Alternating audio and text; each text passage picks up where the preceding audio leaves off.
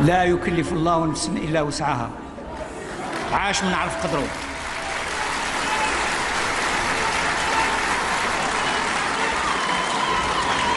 والله يا جماعة الخير لا رقصت بزاف في الراس والرجلين ما قدوها.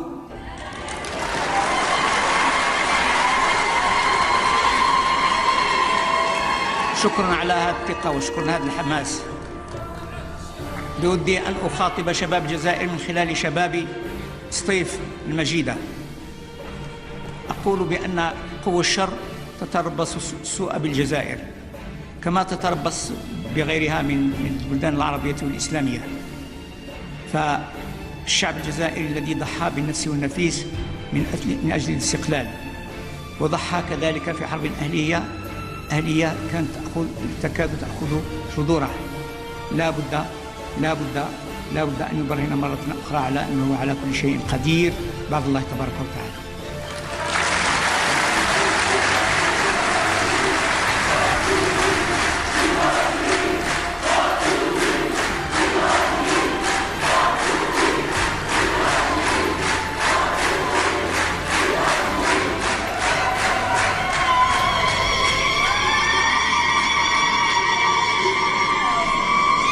من الإله الآن وصاعدا أرجو من الشباب أن يعملوا أكثر فأكثر من خلال الجمعيات والأحزاب، من خلال المنظمات الوطنية، أن يتشجعوا وينظموا أنفسهم لاستقبال ما يأتيهم من مسؤوليات في العهدة المقدمة. فجاي لي طاب جنان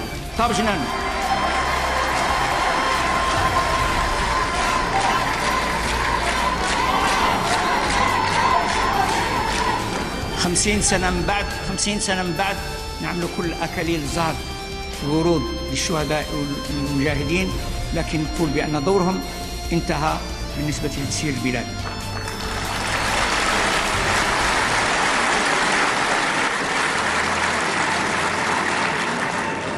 هذا لا يعني أن نحضروهم يا جماعة. لا بد أن نكون بررة بآبائنا وأجدادنا، لا بد أن نكون فخورين، لا بد أن نعطيهم حقهم بما أبلوا من بلاء حسن ضد الاستعمار وضد المتطرفين الذين أرادوا أن يذهبوا بالجمهورية الجزائرية. لا بد أن نعيد لكل ذي حق حقه. نعمل من أجل مصالحة وطنية أعمق مما هي عليه.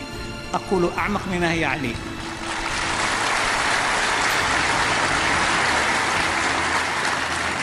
ولكن لا نتحاور بالعنف ولا نتحاور مع أصحاب العنف، نتحاور مع الذين يتحاورون معنا بوطنية وبإيمان بالجزائر والمصداقية تثبت ما حصلت عليه الجزائر بعد جهود متتالية منذ 1832. البلاد في يديكم يا شباب، البلاد في يديكم، انتم حافظوا عليها الآن، انتم تحافظوا عليها.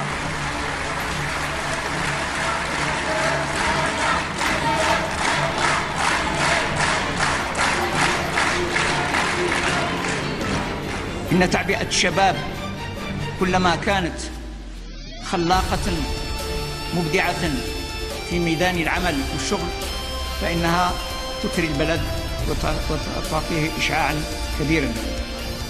وكلما اتكأت على ماضيها واتكأت على الموروث كلما تضاحل رأس مالها.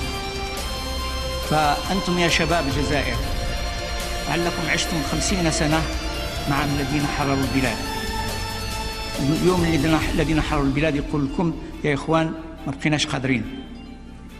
لا بد أن توجدوا نفوسكم للمسؤوليات القادمة، لا بد أن توجدوا نفوسكم للمسؤوليات القادمة.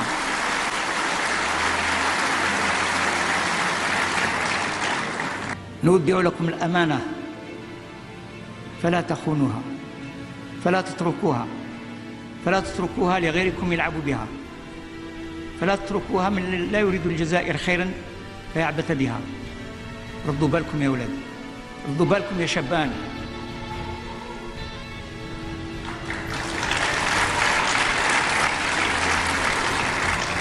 مؤخرا شيعنا جنازة أول رئيس جزائري للجمهورية الجزائرية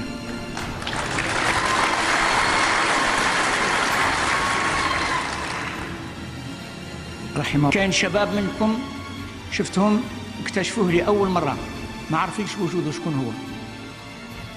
هذا معناه أننا ما نعرفش تاريخ بلادنا. شكون هو كريم بالقاسم؟ شكون هو عبان رمضان؟ شكون هو زيغود؟ شكون هو بلبلوعيد؟ بلعيد ربما يقول لي عرفوه لأن درنا فيلم عليه. مش معقول. شكون هو لطفي؟ شكون هو حواس؟ شكون هو عميروش؟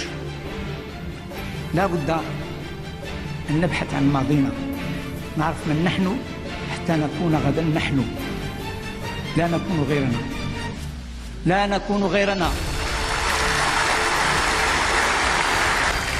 أنا واثق بأن شباب الجزائر الذي تخرج بالملايين من مدرسة الجزائرية الواعي المفتح على عالم المعرفة الحديثة وتكنولوجيا الاتصالات مدرك للتحديات العولمة ومخاطرها سيتصدى لمن يتربص بالبلاد شرا، واثق بأنه سيتصدى لدعاة الفتنة والفرقة وحسابات التدخل الأجنبي.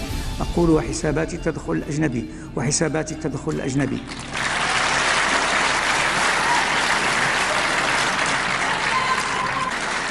المجد والخلود للشهداء الأبرار. تحيا الجزائر، والسلام عليكم ورحمة الله وبركاته.